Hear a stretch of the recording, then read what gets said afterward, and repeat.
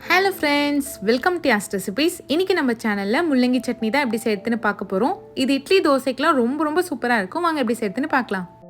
பேனில் 2 table spoon அளவுக்கு எண்ணெய் சேர்த்துக்கோங்க. இப்போது ஒரு முள்ளங்கியை நான் பொடியாக கட் பண்ணி வச்சுருக்கேன், அதை சேர்த்துக்கலாம். முள்ளங்கி சேர்த்துட்டு நல்லா ஒரு 5 நிமிஷம் வதக்குங்க. முள்ளங்கி நல்லா வதங்கணும், அப்போ தான் சட்னியில் முள்ளங்கி வாசனை அடிக்காது. இப்போ பார்த்தீங்கன்னா தெரியும், முள்ளங்கி நல்லா வதங்கிடுச்சு. இப்போ இதை ஒரு பிளேட்டில் எடுத்து வச்சுக்கலாம். இப்போ அதே எண்ணெயிலே ஒரு ஸ்பூன் உளுத்தம்பருப்பு சேர்த்துக்கோங்க. இப்போ இதை நல்லா லைட்டாக வதக்கிக்கோங்க. உளுந்தோட கலர் சேஞ்ச் ஆகணும், அந்த மாதிரி வதக்கிக்கோங்க. இப்போ 2 பல் பூண்டு சேர்த்துக்கலாம். 3 சின்ன துண்டு இஞ்சி சேர்த்துக்கலாம்.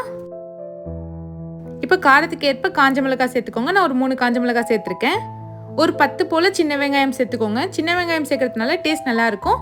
நீங்கள் பெரிய வெங்காயமும் சேர்த்துக்கலாம். இப்போ இதை நல்லா வதக்கிக்கோங்க. நம்ம சேர்த்த இஞ்சி பூண்டு வெங்காயம்லாம் நல்லா வதங்கணும்.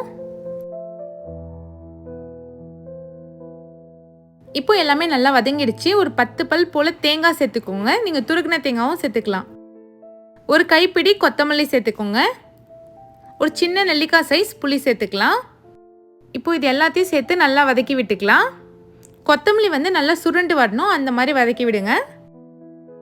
எல்லாமே நல்லா வதங்கிடுச்சு. இப்போ நம்ம வதக்கி வச்ச முள்ளங்கி சேர்த்துக்கலாம்.